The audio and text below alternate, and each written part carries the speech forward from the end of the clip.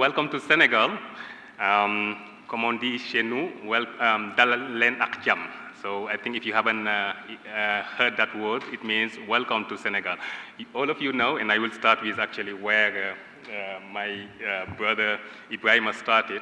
All of you know that Senegal is the country of Teranga.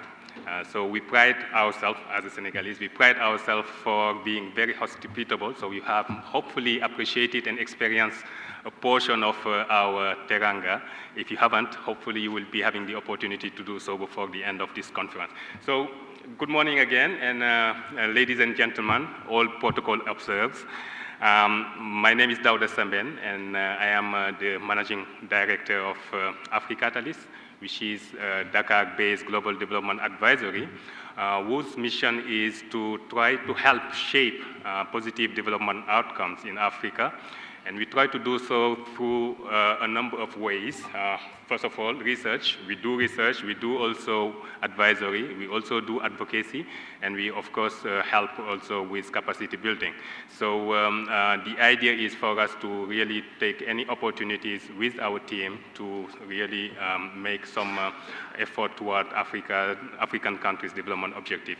So I am very delighted today to be here representing AfriCatalyst, and of course I have to start by thanking AfCoDD, Jason and his team for inviting AfriCatalyst to be a partner for this third edition of the African Conference on Debt and Development. We very much appreciate this opportunity, and we very much thank Jason and AfCoDD team, the whole AfCoDD team, for the fantastic work they have been doing over the past several years, but also to put up this conference. So before I continue, I would invite you to give them a good round of applause. So thank you very much again. I think this conference is very much timely, and I think there are no words to actually explain why it is timely. As you know, many African countries are facing a lot of debt challenges. I think in the latest count from the IMF and the World Bank, more than 60% of low-income countries actually are either at high risk of debt distress or in debt distress, which is quite sobering. And I think the issue with those debt challenges is they have, as you all know, actually some very unfortunate consequences on the ability of those countries to really make progress toward their development objectives. And what we have seen is, on top of facing those debt challenges, countries have been actually facing a number of shocks, as you know.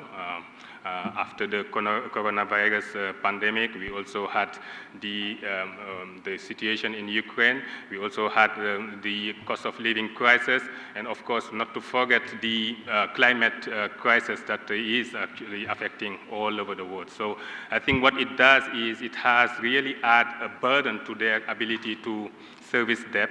And since many of them did have very limited fiscal space, what they ended up doing was actually to use their scarce resources to service debt, and actually which crowded out their ability to spend on priority sectors like education, health, and others. So what we see here is, I think there is a vicious circle, whereby actually by being more indebted, countries actually are really losing their ability to really make progress toward their development objective. So I think OPA and AfCoDD were very much enlightened to really look at that sort of a connection between those two. And I think this conference is going to really help us discuss about how African countries and the developing countries in general around the world can really address those issues. So we are very much looking forward to the OPA lecture, which is going to be very much inspiring in many ways. We are also going to be very much looking forward to the discussion that we will be having, all of us, as we discuss about how African countries can address debt and help actually in place a new global order. We all hear about the ongoing reform of the global financial architecture. I think it is important that as we discuss today, we keep that in mind so that we can actually provide some important input for policymakers who are here, but also who are not also in the room, to take into account our position, the position of all organizations that are here in making that reform. I'm not going to be long because I know that we started late and you're not here to listen to me, but you're here to listen actually to other people who are having a lot of good things to say, and of course as part of the session that we will be having. Before I very much actually conclude my remarks, I would like also to very much thanks again AfCoDD for not only bringing together all those partners that are here.